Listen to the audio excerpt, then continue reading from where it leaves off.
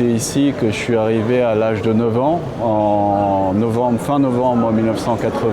Donc c'était à l'aéroport, Roissy-Charles de Gaulle. Je me souviens au moment de l'atterrissage où les pistes étaient recouvertes de neige. Je n'avais jamais vu avant les flocons. C'était très beau, ça me marque encore aujourd'hui. Je pensais que j'étais peut-être au paradis, je ne sais pas, après avoir vécu l'enfer.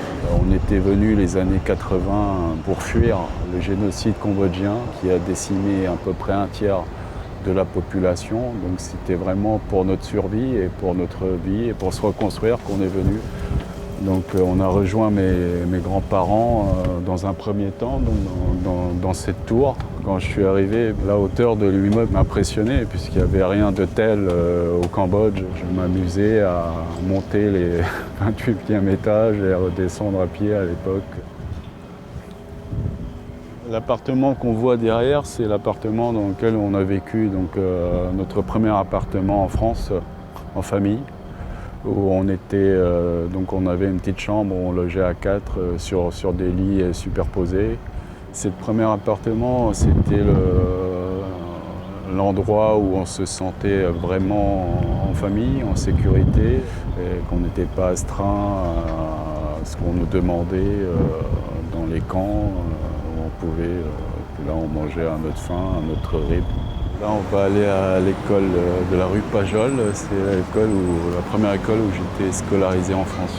Donc je crois que j'avais peut-être 2 années de retard sur la scolarité normale.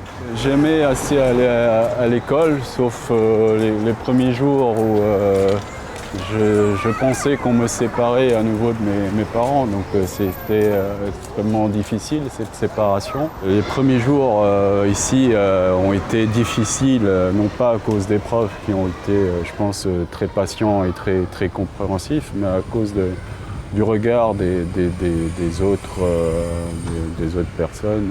On ne se comprenait pas, ils pensaient sans doute que je me moquais d'eux et réciproquement. Il y avait sur une classe de 25 peut-être un asiatique avec qui je pouvais à peu près correspondre. C'est là également que j'ai eu des soutiens renforcés en français avec une prof extraordinaire qui s'appelait Aline. Mais le revers de la médaille, c'est que en apprenant le français, j'oubliais aussi ma langue natale.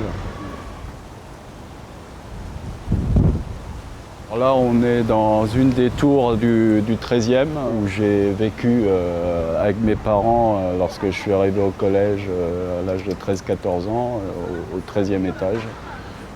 Et c'est là où j'ai découvert que, contrairement à l'école élémentaire où j'étais dans le 18e, qu'il y avait aussi d'autres personnes d'origine sino-khmer, donc qui avaient la même histoire que moi. Eux ou les membres de leur famille vécu le génocide cambodgien. Là, on est à la dalle des Olympiades, où j'ai également pas mal de souvenirs, parce que j'avais cours à la faculté de droit Paris 1 Sorbonne, qui est juste à la fin de la dalle. J'ai choisi d'étudier le droit, je pense que c'était inconscient déjà dès le premier jour où j'ai posé les pieds en France et même avant. Parce que mes parents m'ont dit que la France, en chinois, ça veut dire fa quoi, et fa en chinois, c'est le droit. Et puis, je pense que c'était également pour remercier et comprendre un peu quelque part mon histoire par rapport au statut spécifique des études des réfugiés. Que je comprends aujourd'hui, mais que je ne comprenais pas à l'époque lorsque je suis arrivé en France, cette générosité qu'avait la France à accueillir les réfugiés.